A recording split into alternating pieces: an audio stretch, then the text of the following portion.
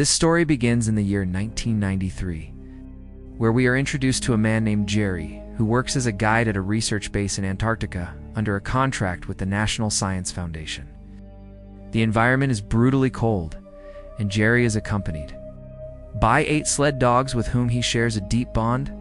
The dogs love Jerry just as much as he loves them. Among these dogs is a particularly intelligent female named Maya, who stands out for her wisdom and leadership. One day, a professor named Dr. Davis from UCLA arrives at the base with the objective of traveling to Mount Melbourne, a remote and dangerous location, because he believes a meteorite from Mercury has landed there. Jerry warns that reaching the mountain is risky, especially at the end of January when snowmobiles become unreliable due to thinning snow. However, Jerry's boss insists that the professor be taken to his destination. Jerry finally agrees but explains that the only way to get there safely is with the help of the sled dogs, who are well adapted to the icy terrain. The next morning, Jerry and Dr. Davis set off on their journey using a dog sled, with Maya and another dog named Jack leading the team. The journey is treacherous. They traverse snowy plains and ice sheets, where Jerry constantly tests the ice's thickness to ensure the sled won't fall through. At one point, the ice cracks under the heavy sled carrying the professor, causing him to nearly fall into a deep crevasse, but Jerry quickly instructs the dogs, and they manage to pull both the professor and the sled back to safety. After camping overnight, they resume their journey and eventually reach a high vantage point from where Jerry points out Mount Melbourne in the distance. Back at the base, meteorological authorities warn of a massive approaching storm and urge everyone to return. Jerry receives the message and insists they must head back the next morning. However, Dr. Davis pleads for one more day to find the meteorite, explaining that it could be a once-in-a-lifetime discovery. Reluctantly, Jerry agrees to give him half a day. The next morning, they leave the dogs behind and climb higher to search.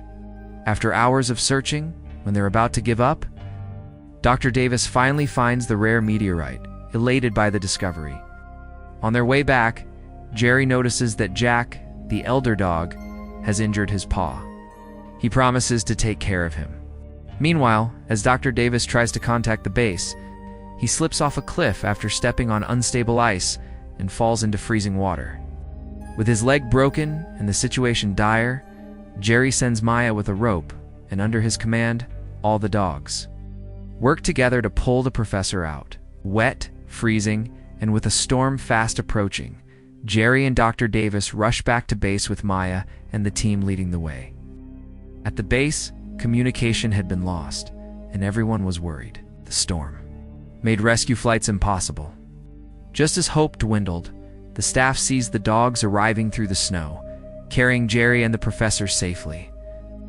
Everyone celebrates their return, and Jerry praises Maya for her incredible intelligence and bravery.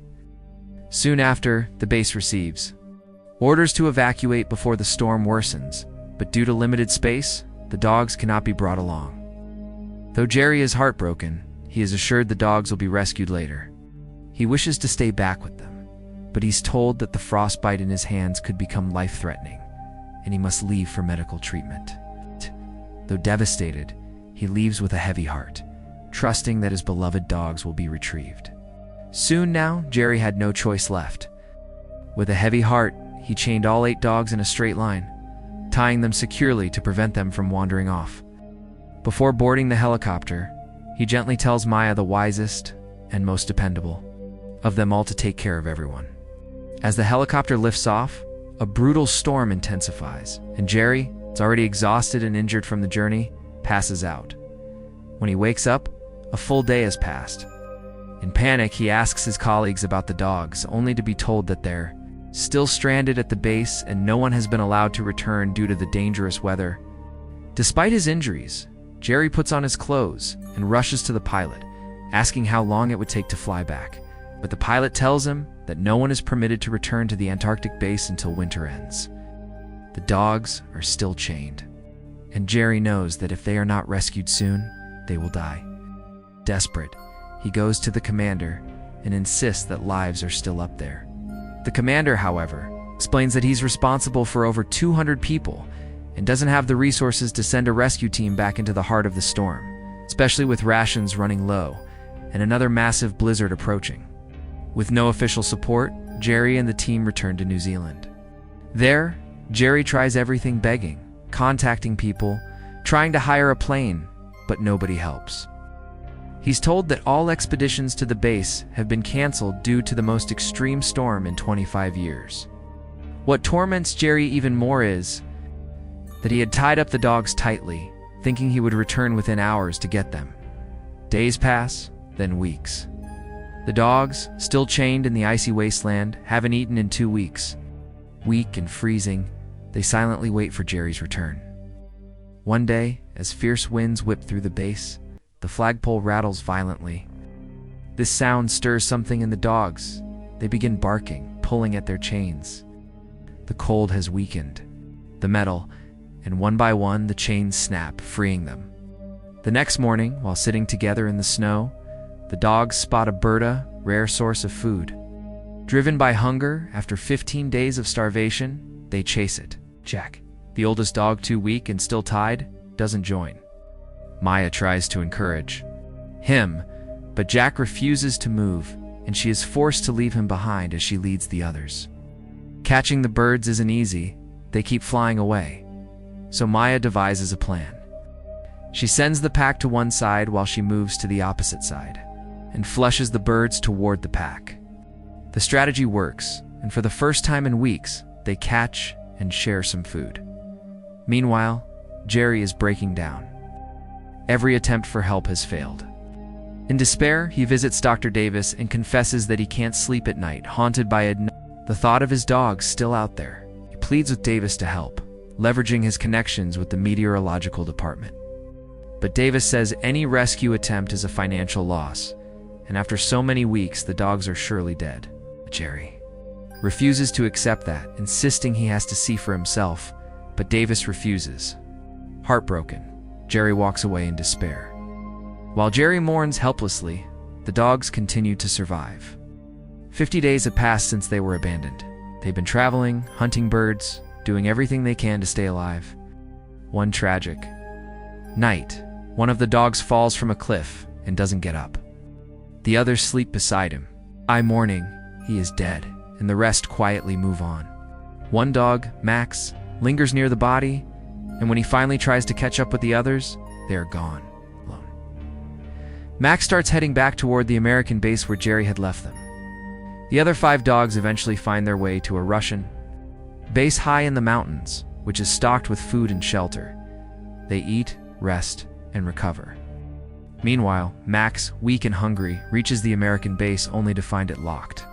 Desperate, he wanders until he comes across a dead killer whale food. Finally, but as he tries to eat, a deadly leopard seal emerges from inside the carcass. It lunges at Max, who flees just in time. Knowing the others are still hungry, Max bravely distracts the seal and steals a chunk of meat, running off with the predator, chasing him beneath the ice. This diversion allows the other dogs, now reunited with Max, to rush in and feast. But as the seal returns, angry that its meal is being stolen, it attacks Maya, biting her leg.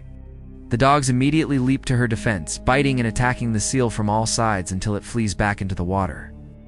Injured but alive, the dogs finally get their fill after so long. Despite Maya's wound, they know they must keep moving. Meanwhile, 5 long months have passed. Even after so many months, Jerry is still deeply worried about his dogs, his loyal companions, who saved his life more than once. With no external help or hope in sight, Jerry finally makes a bold decision. He will go back alone to rescue them. Determined, he travels to the port in New Zealand, hoping to find a ship that can take him close to the Antarctic base. But when he arrives, he learns that no ship is heading anywhere near that region due to the thick ice and frozen waters. Just as despair begins to take over, Jerry is stunned to see his entire old team waiting there: his pilot, his map specialist, and even Professor Davis. To Jerry's surprise, Davis has arranged all the funding for the mission. They even have a helicopter, but it can't make the full trip due to fuel limitations.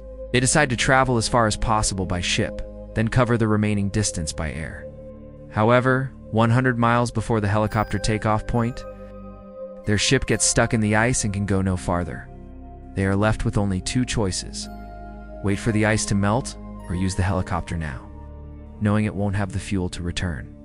Then Jerry's mapmaker friend suggests a solution: fly to the nearby Italian base instead.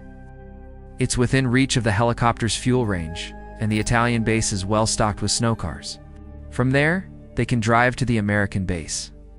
Jerry agrees, even though deep inside he believes his dogs may not have survived. Still, he wants to honor them by reaching the site, paying respect to their loyalty. Meanwhile, back in Antarctica, Maya's injured leg has gotten worse. She collapses while walking, and all the other dogs, seeing their leader fall, lie down beside her. They hunt together, but now bring their food back to her. These dogs share a deep bond, unity, and love that keep them alive in the deadliest conditions, imaginable conditions that even humans with full equipment might not survive. After a 6-month-long ordeal, Jerry and his team finally reach the base according to plan. Jerry goes straight to the spot where he had left the dogs chained. The snow has buried the chains deep beneath, but he finds one and pulls it out. Attached to the end is Jack, his old dog who never broke free and had remained there, now frozen beneath the snow. Jerry is overcome with emotion and sorrow. He tells his team they couldn't free themselves, or maybe they just didn't know how. But then, when he lifts the rest of the chain, he realizes the other dogs are not attached. His eyes fill with hope and joy. "They broke free," he exclaims, and in that very moment he looks ahead and sees Max approaching. Behind Max, all the other surviving dogs appear. The sight is overwhelming. These dogs, whom everyone had assumed dead, are alive and running toward him. They leap into Jerry's arms, wagging their tails, howling with joy. Where Jerry and his teammates run toward them like madmen, hugging them, weeping, laughing, all at once. These dogs had survived 6 months of brutal cold, hunger, isolation, and danger, and had waited faithfully for their human to return. The reunion is nothing short of a miracle, one forged through love, loyalty, and unbreakable bonds between man and animal. All of the dogs were believed to be dead, yet against all odds, 5 of them had managed to survive the brutal 6-month ordeal in the frozen wilderness. Jerry is overjoyed to be reunited with them, but he notices that Maya, the intelligent and loyal lead dog, is not among them. Her injured leg had left her too weak to keep up, and she had fallen behind. As Jerry loads the surviving dogs into the vehicle to take them home, Max suddenly refuses to get in. Instead, he darts off toward a distant direction. Confused and alarmed, Jerry chases after him. After running for some distance, Jerry reaches the edge of a snowy slope and looks down, only to see Maya lying there alone and wounded, but miraculously still alive. Overwhelmed with emotion, Jerry runs to her, gently cradles her in his arms, and whispers an apology for leaving her behind. Despite her injuries, Maya had held on, refusing to give up. Jerry carries her back to the base where the rest of the team is waiting, and together, with all the surviving dogs now accounted for, they begin their journey back home. This heart-wrenching and inspiring true story is a testament to the unbreakable bond between a man and his dogs.